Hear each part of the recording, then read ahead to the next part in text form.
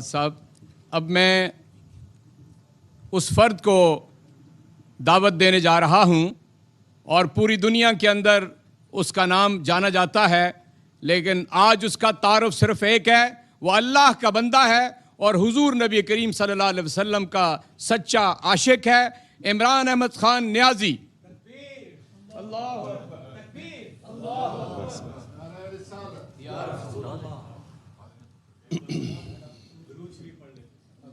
بسم اللہ الرحمن الرحیم صلی اللہ علیہ وسلم۔ اچھا جی، بسم اللہ الرحمن الرحیم۔ میں مولانا طارق جمیل صاحب آپ کو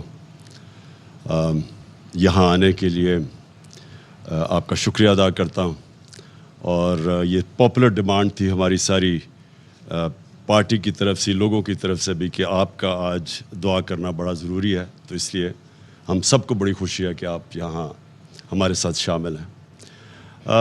میں اپنے ساری جو میری جماعت کے لوگ اور پاکستانی جو آج دیکھ رہے ہیں، میں ان سب کے لیے ایک پیغام دینا چاہتا ہوں۔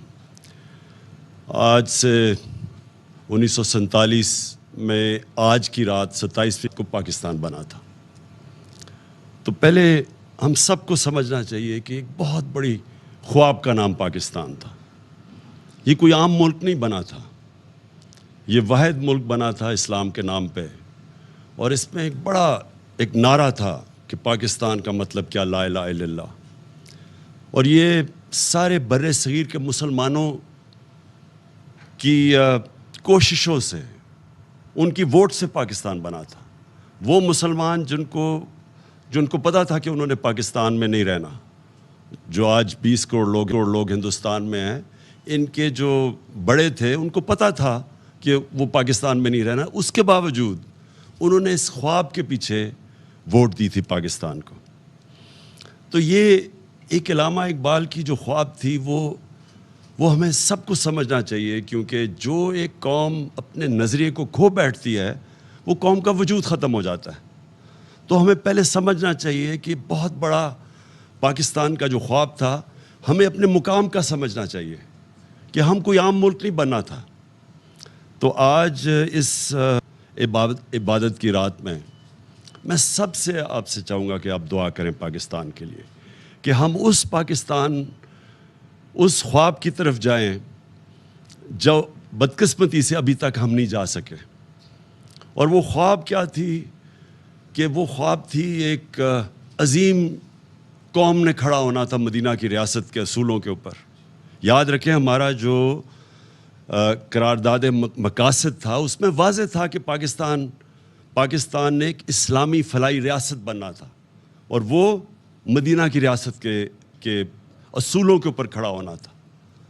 تو وہ جو تھی مدینہ کی ریاست، وہ ایک نبی صلی اللہ علیہ وسلم کی سنت تھی کہ اللہ نے ہمیں حکم دیا تھا کہ ان کے قدموں پہ، ان کے شریعہ پہ، ان کے راستے پہ چلو۔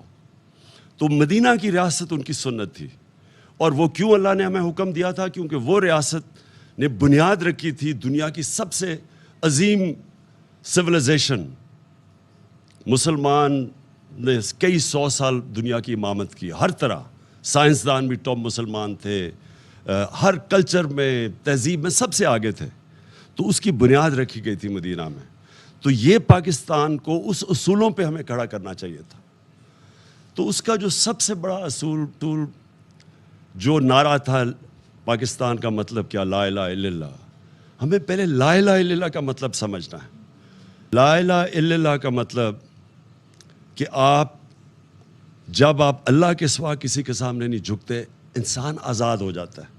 اور جو ہماری یہ زنجیریں جو ہمیں زمین پہ رکھتی ہیں، یہ جب تک لا الہ الا اللہ کا مطلب ہم نہیں سمجھتے، وہ زنجیریں ٹوٹتی نہیں ہیں۔ تو ایک انسان اپنے پورے مقام پہ نہیں پہنچ سکتا۔ نبی صلی اللہ علیہ وسلم نے مدینہ کی ریاست میں انسانوں کی زنجیریں توڑ دی تھیں، تو وہ ان کو پر لگ گئے تھے، ان کی پرواز شروع ہو گئی تھی، وہ اقبال کے شاہین بن گئے تھے۔ تو اقبال کا شاہین تو بن ہی تب سکتا ہے انسان جب وہ اپنی زنجیریں توڑتا ہے جو ہمیں زمین پہ رکھتے ہیں۔ سب سے بڑی زنجیر ہے خوف کی زنجیر۔ یہ جو خوف ہے، جو قرآن میں اللہ کہتا ہے کہ جو لوگ ایمان لے آئیں میں ان کے خوف دور کر دیتا ہوں۔ خوف کیسے دور ہوتے ہیں؟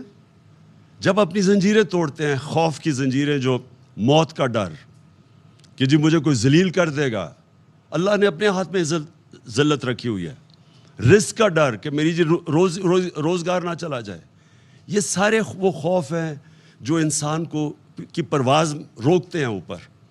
تو علامہ اقبال نے جب کہا نا کہ اس رزق سے موت اچھی ہے جس رزق سے پرواز میں کوتاہی آتی ہے, تو جو چیز انسان کو روکتا ہے اپنے مقام پہ پہنچنے کے لیے, وہ لا الہ الا اللہ ایک ایسا چیز ہے جو سب کچھ توڑ دیتا ہے, وہ زنجیریں توڑ دیتا ہے.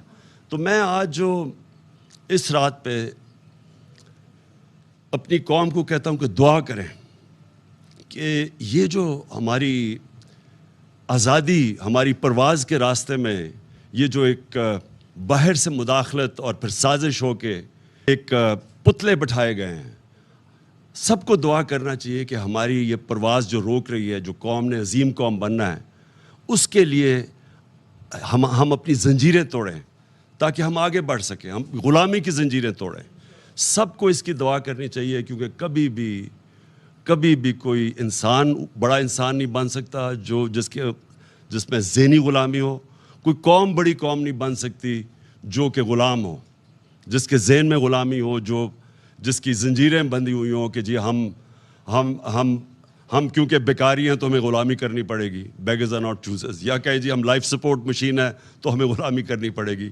یہ ساری چیزیں وہ ہیں جو کہ ہمیں ہمارا جو مقام ہے, ہماری جو خواب ہے پاکستان, اس خواب کے اوپر پہنچنے کے لیے ہمیں روک رہی ہیں.